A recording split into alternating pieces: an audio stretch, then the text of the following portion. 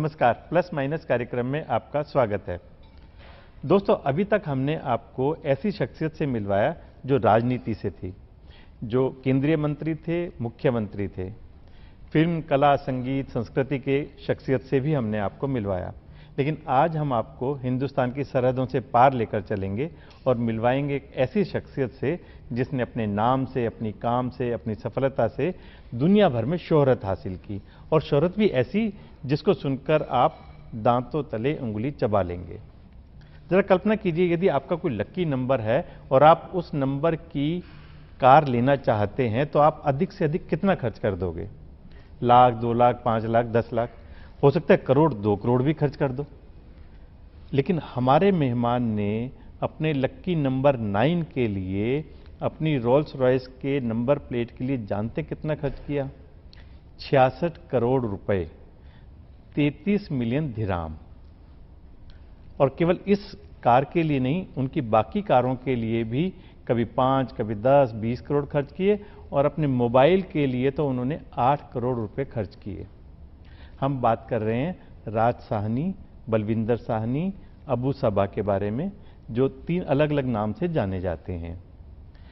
भारतीय passport holder हैं, Kuwait में जन्मे हैं और दुबई में काम कर रहे हैं। आइए मिलते हैं राज साहनी जी से।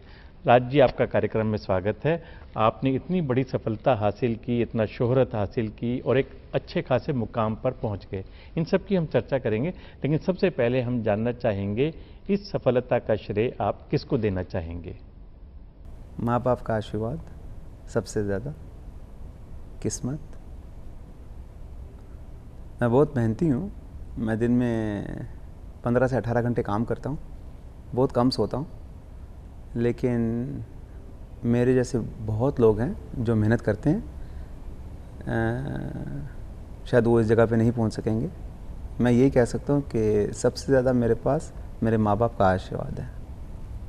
सब कुछ उनकी बदौलत है। आज मेरे माँ बाप को गुज़रे, दारजी को गुज़रे 17 साल हो गए और मम्मी को गुज़रे 13.5 साल हो गए हैं। आज भी जब मैं सुबह घर से निकलता हूँ तो उनकी चप्पलें को आशीर्वाद लेके जाता हूँ। मैं यही कह सकूँगा आज की पीढ़ी को कि माँ बाप का ध्यान, माँ बाप का आशीर्वाद, इससे बड़ी कोई ताकत नहीं है। बहुत बढ़िया, बहुत अच्छा। मेहनत हम सभी करते हैं, लेकिन इस मुकाम तक कोई हासिल कर पाते इस मुकाम को। इसका मतलब ये है कि वास्तव में माता पिता का आशीर्वाद साथ हो तभी कुछ हासिल हो सकता है। उनका सब आशीर्वाद, उनके आशीर्वाद बिना कुछ नहीं है। राज जी, आपको नंबर प्लेट और लक्की नंबर के लिए इतना खर्च कर देना, ये आप कैसे जस्टिफाई करते हैं इस चीज़ को? मुझे नंबरों का बचपन से ही शौक़ था, बहुत शौक़ था। मैं कुवैत में पैदा हुआ हूँ। छोटे से मुझे नंबरों का बड़ा शौक़ था, बहुत शौक़ था। छोटे वक्त भी मैं गाड़ियाँ अगर लूँगा तो पहले नंबर ढूंढूंगा, फिर मैं इनको गिनूँगा। अगर इसका नंबर 9 है तो फिर मैं लूँगा। घर भी लूँगा, ज़मीनें भी लूँगा, कोई भी बिज़नेस करूँगा तो मैं कोशिश करता हूँ कि नंबर 9 पे जाए। मैं कभी कभी अपने चेक्स देता हूँ, अगर कोई बड़ी डील हो रही होती है तो मैं मेरे अकाउंटेंट्स को सबको मालूम है कि वो टोटल नंबर, क्योंकि हमारे पास हज़ारों के हिसाब से चेक जाते हैं, तो उनमें से जितने भी 9 नंबर के चेक होंगे, फॉर एग्जांपल 2, 2, 1, 4 टोटल, हाँ, तो वो जितने भी 9 के चेक होंगे वो अलग जगह रखे होते हैं मेरे लिए। अच्छा, जी जी जी जी। आप एक बात बताओ, आपने 66 करोड़ रुपए अपनी एक नंबर प्लेट के लिए खर्च किए जी। 8 करोड़ रुपए आपने अपने मोबाइल के लिए खर्च किए? नहीं, मोबाइल के लिए 10 करोड़ था। 10 करोड़ खर्च किए, बाकी नंबरों के लिए भी आपने खर्चा किया। जी जी जी। आज देश में, दुनिया में लाखों करोड़ों लोग भूखमरी के कारण से, कुपोषण के कारण से मर रहे हैं। आपको नहीं लगता कि भी आपने जो करोड़ों रुपया अपने शौक़ के लिए खर्च कर दिया, वही पैसा अगर इन गरीबों के लिए जाता तो ज़्यादा अच्छा होता? राकेश जी, आपने बहुत अच्छा सवाल पूछा और इसका मैं जवाब आपको बिल्कुल ध्यान से दूंगा। हम रहते हैं एक सिटी में जिसका नाम है दुबई।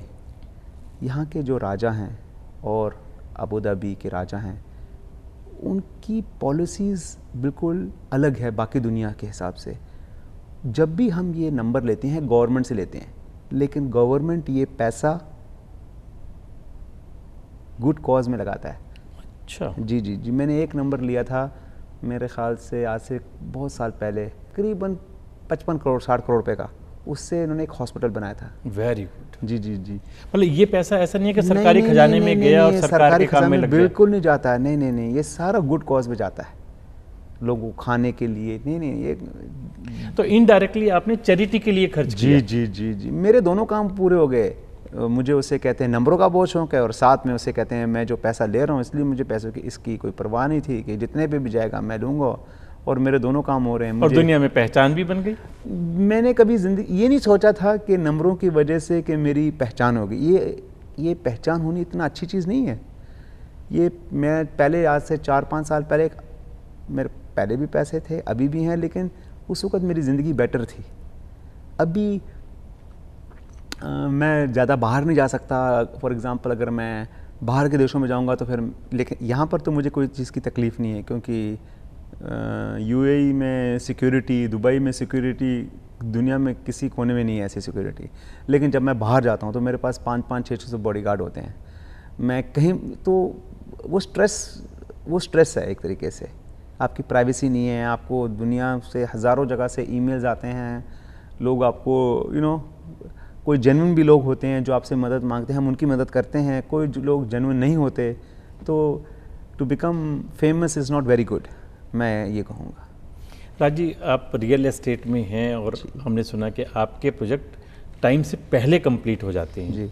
जब हम भारत में रियल एस्टेट की बात करते हैं तो प्रोजेक्ट जनरली 2 साल, 3 साल, 5 साल डिले होते हैं, जिसके कारण से जो उनके खरीदार हैं उनको बहुत बड़ी समस्याओं का सामना करना पड़ता है। एक तो मैंने जब अभी आपसे शुरू की थी बात, मैंने बोला था मैं बहुत मेहनती हूँ, मैं हर चीज़ अपने हाथ से करूँगा, मैं हर चीज़ की परमिशन मेरे सिग्नेचर से बिना नहीं हो सकती। मेरे पास बहुत बड़ी टीम है, इंजीनियर्स और प्रोक्योरमेंट, लेकिन मेरी कंपनी में पता नहीं हिल सकता जब तक मैं खुद अप्रूव ना करूं। और मुझे दुबई के राजा की एक चीज़ पसंद आई थी आज से बहुत साल पहले, कि उनका एक इंटरव्यू चल रहा था, तो उन्होंने दुबई के हिज हाइनेस शेख मोहम्मद से पूछा कि आप इतनी जल्दी क्यों बना रहे हैं, आप ये शहर को 25 साल में कैसे बना सकते हैं, लोगों को 100 साल लगते हैं। तो वो कहते हैं क्यों नहीं, वाई नॉट। तो मुझे वो चीज़ बड़ी पसंद आई। तो मैंने भी जब ये अपना पहला प्रोजेक्ट किया था आज से 7 साल पहले, 8 साल पहले मेरा पहला प्रोजेक्ट था, तो वो प्रोजेक्ट की तकरीबन मैंने जब लोगों से पूछा इसको कितना टाइम लगेगा, 3 बिल्डिंगें थी, तो उन्होंने कहा था कि इसको कम से कम 3 साल लगेंगे। तो मैंने बोला कि नहीं, मुझे इसके आधे में कराना है। तो कहते मुश्किल है, लेकिन अगर तुम मेहनती हो तो सकता है। मैंने बोला, और मैंने अनाउंस कर दिया कि मैं ये प्रोजेक्ट 18 महीने में ख़त्म करूँगा, 3 बिल्डिंगें। अच्छा। 18 महीने में। तो उस वक़्त लोगों ने, मेरे जो दोस्त थे उन लोगों ने मजाक उड़ाया। नहीं, लोगों ने ये भी बोला कि ये चलो इसके पास पैसा है, लेकिन ये डेवलपमेंट इतना इजी नहीं है। तो उसके बाद मुझे बड़ा अजीब लगा, तो फिर मैंने अपनी टीम को बुलाया, मैंने बोला देखो मुझे ये प्रोजेक्ट 15 महीने में ख़त्म करना है। मैंने दिन रात, और मैंने वो प्रोजेक्ट 15 महीने में ही ख़त्म किया। ओह, वेरी। दूसरी ये बात है कि यहाँ की जो गवर्नमेंट है, दे आर वेरी हेल्पफुल। अगर वो हमारे जैसे एक जेन्युइन आदमी को जानते हैं, दे विल सपोर्ट यू। यानी परमिशंस में, यानी मेरा एक प्रोजेक्ट था, उन्होंने मास्टर प्लानिंग चेंज कर दी मेरे लिए। तो उन्होंने बोला कि वी विल हेल्प यू। तो दुबई में they need genuine people like us, they don't like this fraudy developers जो आते हैं, लोगों के पैसे से बनाते हैं, और पैसा इधर से लिया और 4 प्रोजेक्ट किए, और फिर जब मार्केट गिर गई वो सब भाग गए। तो we have a very big respect here with the government, they appreciate us and they move mountains to support us. आप कहना चाहते हैं कि ईज़ ऑफ डूइंग बिजनेस के हिसाब से भारत के मुकाबले या दुनिया के बाकी देशों के मुकाबले दुबई में काम करना आसान है? बहुत आसान है, बहुत आसान है। मेरा बहुत बड़ा प्रोजेक्ट चल रहा है अमेरिका में, उतना टाइम लग गया वहाँ पर, और मैंने एक और घर लिया लंदन में, तो मुझे कुछ चेंजिंग करनी थी, उसको उन्होंने, वहाँ की प्लानिंग डिपार्टमेंट ने इतना टाइम लगा दिया। तो no, you can not compare Dubai with any country in the world, in infrastructure, in planning, in getting approvals. आप मानेंगे कि मैं कुवैत में पैदा हुआ था और 15 साल पहले आया था। मैं आज 15 साल हो गए हूँ यहाँ पर, मुझे कोई गवर्नमेंट डिपार्टमेंट नहीं मालूम। सब कुछ ऑनलाइन होता है। It's a different country all together. Raj ji, जब से नरेंद्र मोदी जी की सरकार आई है, दुनिया भर में लोग मानते हैं कि भारतीयों की इज्जत बढ़ी है। आपका क्या कहना है? हाँ जी, बढ़िए। हम लोगों को बहुत फ़र्क पड़ा है यहाँ पर, क्योंकि नरेंद्र मोदी जी की यूएई में बहुत इज्जत है।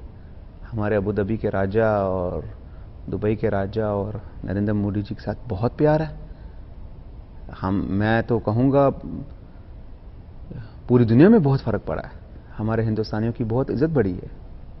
अब हम लोगों को लोग डिफरेंटली रिकॉग्नाइज करते हैं। आप मानते हैं गल्फ कंट्रीज में भी मोदी जी का उतना ही मान सम्मान है जितना बाकी दुनिया के देशों में है? मैं कहूँगा कि गल्फ कंट्रीज़ में बहुत ज़्यादा है। जब नरेंद्र मोदी जी इधर आते हैं तो यहाँ के राजा महाराजा उनकी अलग तरीके से उनको मिलते हैं। पिछले दिनों शायद प्रोटोकॉल तोड़कर वो शेख स्वयं उनको लेने के लिए एयरपोर्ट गए थे। जी, ऐसी चीज़ें थी। और उस वक़्त यानी नरेंद्र मोदी जी के आने से पहले अगर इंडिया में कुछ होता तो इतना यहाँ पर शोर शराबा नहीं होता था। अभी यानी कुछ होता है तो यहाँ के हर टावर के ऊपर, जब पिछली बार नरेंद्र मोदी जी जीते भी थे तो इलेक्शंस में, तो ऐसे हमने कभी देखा नहीं था, सुना नहीं था।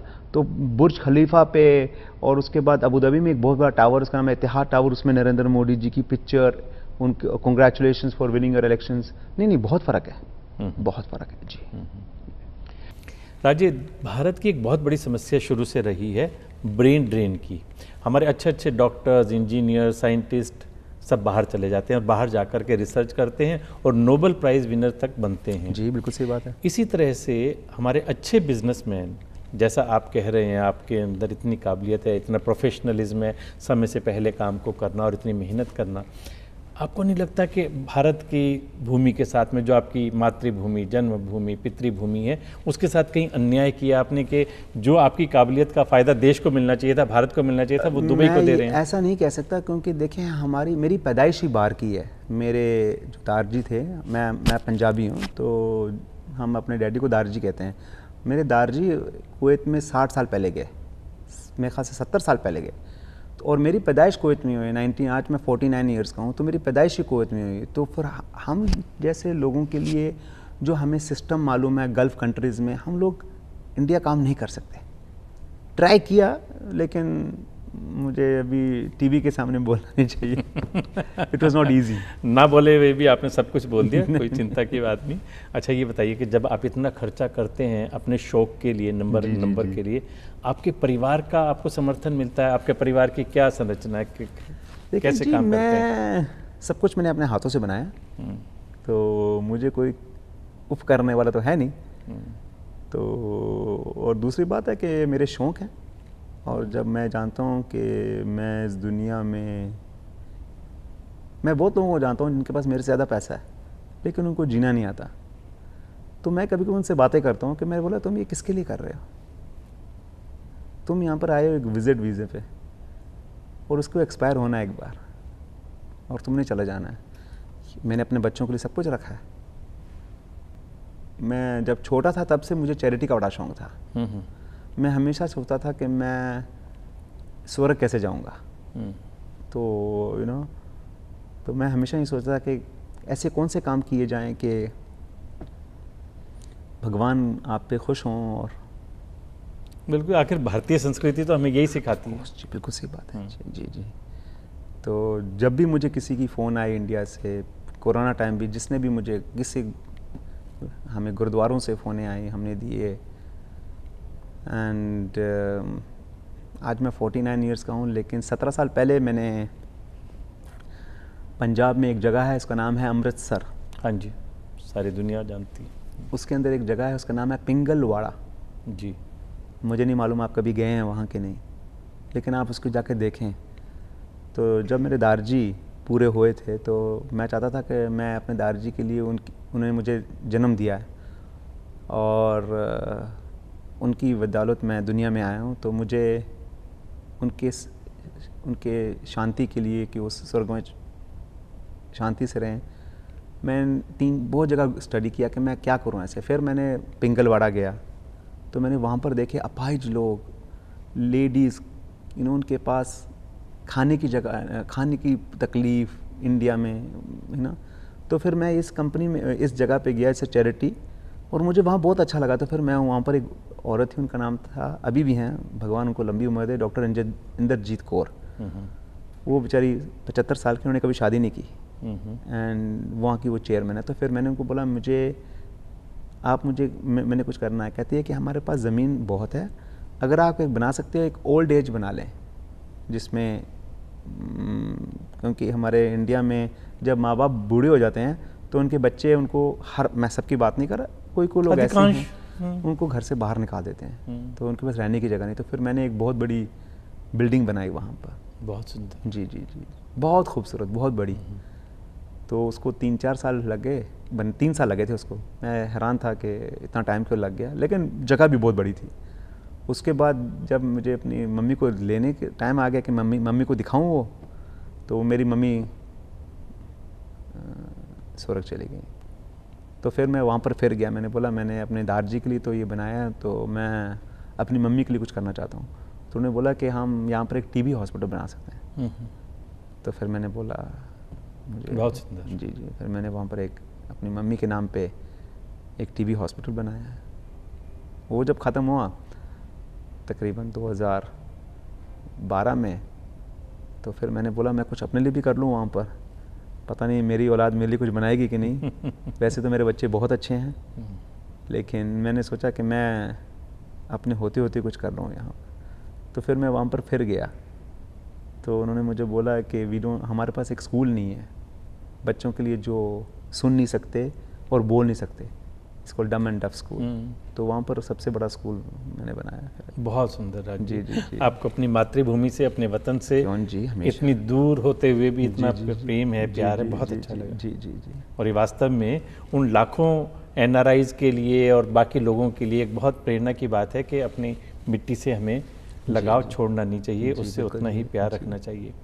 राज जी, आज पूरी दुनिया में अगर हम बात करते हैं तो हम 3rd वर्ल्ड वार की भी बात सुनते हैं, हम केमिकल वेपन की भी बात सुनते हैं, रेसिज्म और टेररिज्म आज हर देश के लिए एक बहुत बड़ी समस्या बनी हुई है। आप दुनिया भर के लोगों से मिलते हैं, आपको क्या लगता है कि कैसे विश्व शांति इस दुनिया में आ पाएगी? देखिए, मैं इसके बारे आपको कुछ नहीं जवाब दे सकता, क्योंकि मैं एक जगह में रहता हूँ, वहाँ यहाँ पर हम कभी टेररिज्म के बारे सुनते ही नहीं है। सुनते ही नहीं है। रेसिस्ट के बारे तो है ही नहीं। आप मानेंगे यहाँ पर इस कंट्री में कोई डिफरेंस नहीं है कि आप इंडियन हैं कि आप एक इमराती हैं। और यहाँ के राजों ने सख्त कानून बनाए हैं कि अगर आपने किसी को बोल दिया कि तुम इंडियन हो या तुम ये हो या तुम काले हो, तुम्हें 1 करोड़ रुपए की सज़ा है। तो मैं, ये आपका जो सवाल है, मैं आपको इसका जवाब नहीं दे सकता, लेकिन बस मैं यही कहूँगा लोगों को कि भाइयों, दुनिया इतनी खूबसूरत है, हम थोड़े दिनों के लिए यहाँ पर आए हैं, खाओ पियो ऐश करो, क्या रखा है इन लड़ाइयों में, ये है वो। बहुत अच्छा है। और खाओ पियो ऐश करो, और साथ में अपने उन निर्धन, गरीब, डाउन ट्रोडन और अंडर प्रिविलेज लोगों के लिए भी काम करते रहो, जो आप अमृतसर में और जैसा आपने बताया वहाँ कर रहे हैं। राज जी, हमने आपकी पुरानी फोटोग्राफ्स और वीडियो देखे, आपका लंबा चौड़ा शरीर था, मेरे ख्याल वजन भी 100-125 किलो के आसपास का रहा होगा। नहीं, मेरा वजन ज़्यादा था, उससे ज़्यादा था। तो क्या रहस्य, क्या किया आपने ये सब? मैं ना बड़ा ज़िद्दी टाइप का आदमी हूँ और मुझे चैलेंजेस लेने का बड़ा शौक़ है। तो मैंने ना 5 साल पहले एग्जैक्टली मैंने एक गाड़ी ली। उस वक्त तो गाड़ी उतरी थी, किसी के पास नहीं थी वो गाड़ी। दुनिया की सबसे महंगी गाड़ियों में आती है वो, बुगाती। तो मैंने वो गाड़ी ख़रीदी, तो मैं उसमें बैठ नहीं सका। मुझे बड़ी शर्म आई। मैंने बोला मैंने गाड़ी तो ऑर्डर कर ली है, मैं इसमें बैठ नहीं सकता। तो मैंने गाड़ी उसी वक्त बेच दी। मैंने बोला मैं गाड़ी तब लूँगा 4-5 साल के बाद जब मैं पतला होऊंगा। अच्छा। तो मैं डॉक्टरों के पास गया, मैं क्या करूं। फिर डॉक्टर ने बोला सबसे अच्छा तरीका है 6 महीने में तू पतला हो जाएगा, तुझे बस एक छोटा सा ऑपरेशन करना है कि तू खाना नहीं खाएगा। मैंने बोला नहीं, मुझे ऑपरेशन नहीं कराना है। तो जो मेरे साथ दोस्त गए थे उन्होंने बोला तो कभी नहीं हो सकता। तो मैंने बोला ठीक है, मैं करूँ।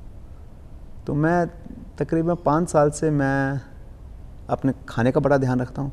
मैं दिन में 2 घंटे चलता हूँ, मैं दिन में 1 बार खाना खाता हूँ, 7 साढ़े 7। दिन में एक बार खाना खाते जी, हैं? जी। वो भी शाम को 7 साढ़े 7? और बाकी दिन भर में पानी पीता हूँ। कोई खाना नहीं? नहीं, चावल खाए मुझे आज तकरीबन 4-5 सालों में, गलती से एक आध बीच में, नहीं 2-4 महीने में इतने से कोई राजमा चावल खा लिया, बिरयानी खा ली, लेकिन मुझे जबकि आप तो पार्टियों के शौकीन हैं, दुनिया भर के जी, जी। शेख और प्राइम मिनिस्टर और प्रेसिडेंट और बड़े बड़े लोगों को आप अपने घर पे पार्टियों के लिए बुलाते हैं। हाँ, लेकिन मैं खाना खाता हूँ, यानी अगर कोई दोस्त आ जाए जो वेजिटेरियन, उनके साथ वेजिटेरियन खाऊंगा, लेकिन चावल नहीं खाऊंगा, रोटी नहीं खाऊंगा। जहाँ मुझे रोटी से इतना प्यार है, जिस तरह मुझे आलू के परोंठे अच्छे लगते हैं, गोभी के परोंठे, मूली के परोंठे, इसके बाद दाल मखनी ठंडी, ये पंजाबी छोटे बन से ये खाते थे, संस्कारों सरसों का में साग और मक्की दी रोटी है। बट मैं रोटी नहीं खाता अभी, ना रोटी खाता हूँ, ना चावल खाता हूँ, ना मीठा करता हूँ।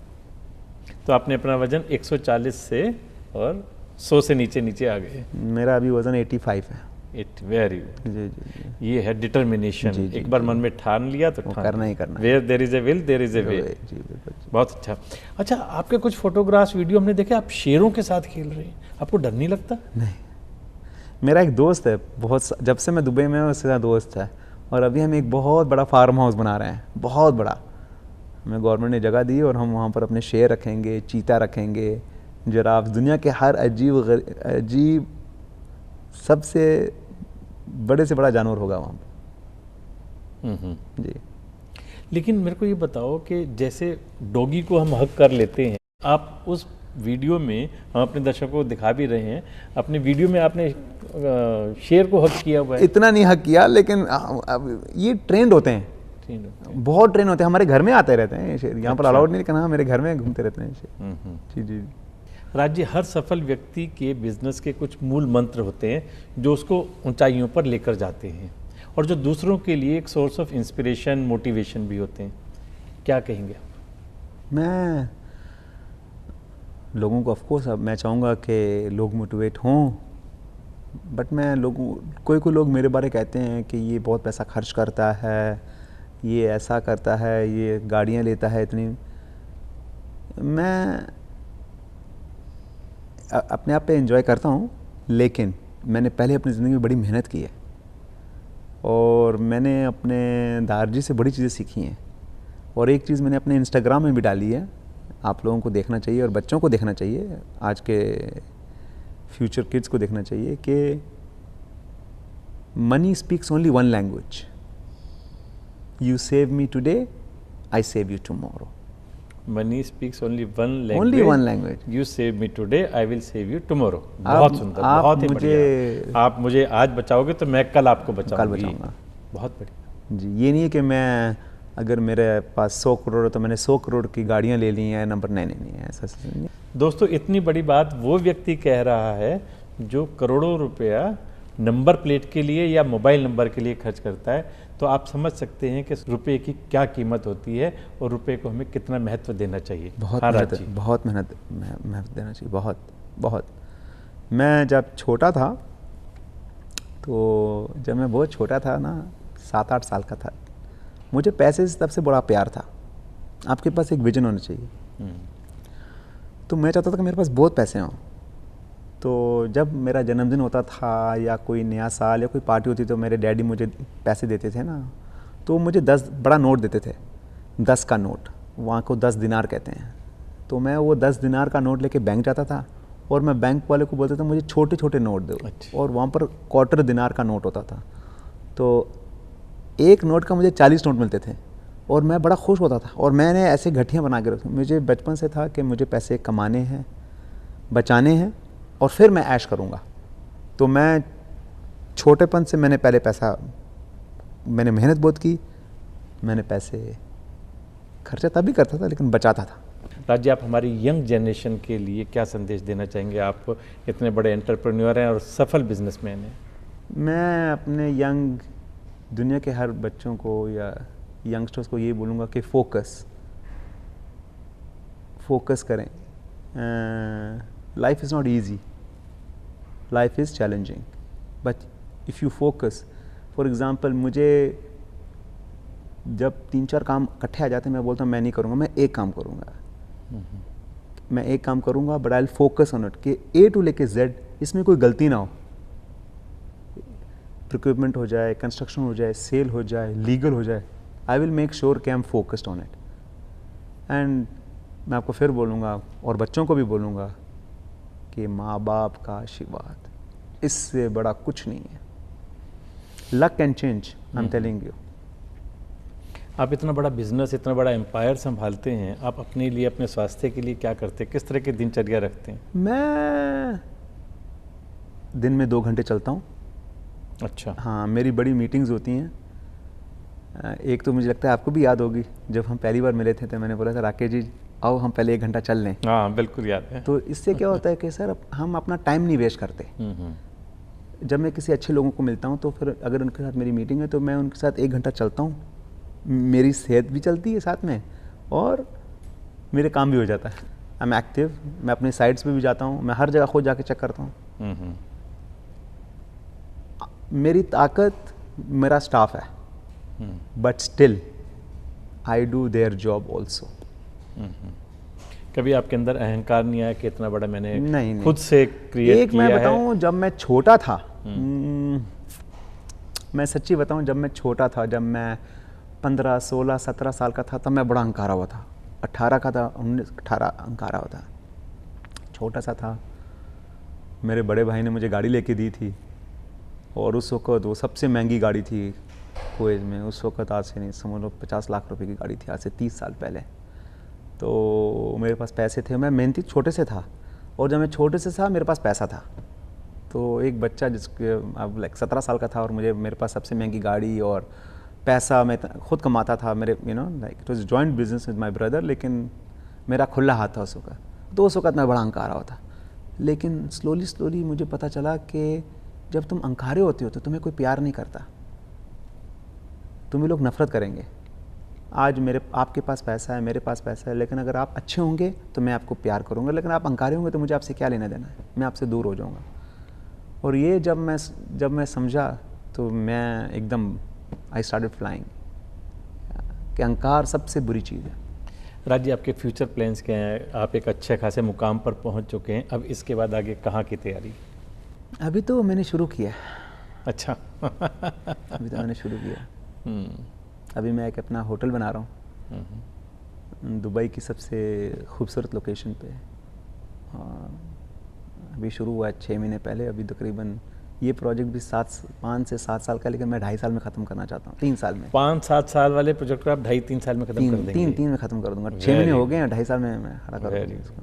कितना बड़ा प्रोजेक्ट साइज है? बहुत बड़ा, बहुत बड़ा। हाँ, 700 होटल कमरा है, restaurant, 57 floors. It's a huge project है। लेकिन जब भगवान आपके साथ है तो, और माँ बाप का आशीर्वाद। बिल्कुल बिल्कुल। और सबसे बड़ी आपकी सिंसियरिटी, आपकी ऑनेस्टी और आपका जो विज़न है वो आपको निश्चित रूप से सफलता की ओर लेकर जाता है। राज जी, आपसे बहुत ही मोटिवेशनल और इंस्पिरेशन बातचीत हुई, बहुत मज़ा आया और हमारी बहुत बहुत शुभकामनाएं आपके साथ, और हमारे दर्शक भी निश्चित रूप से आपकी बातों से कहीं ना कहीं प्रेरणा लेंगे। ये थे हमारे साथ दुबई में राज साहनी। अगले सप्ताह फिर मुलाकात होगी। नमस्कार।